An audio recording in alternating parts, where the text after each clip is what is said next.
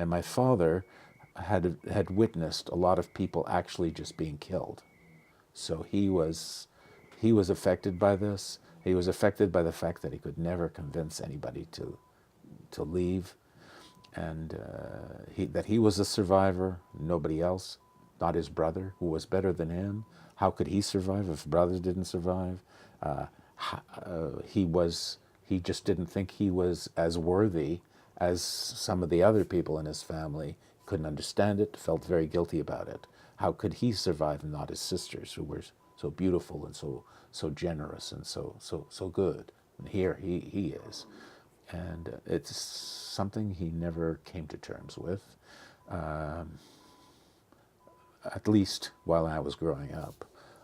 And it caused him a certain pressure to prove that what the Nazis said was wrong. The term Nazis used when talking about Jews was a form of life not worth living. And what did he spend his time thinking about? Proving that he was worthy. And also adding on to that, proving that he was worthy to survive. That there's a reason. You know, I've talked about how it's hard to put into your mind how come you survived this incident and the other person didn't. You start to develop a framework that it was a miracle. There must be a reason. God wants me to live. I don't know why, but there must be a reason, right? So that's the mentality that comes out of that.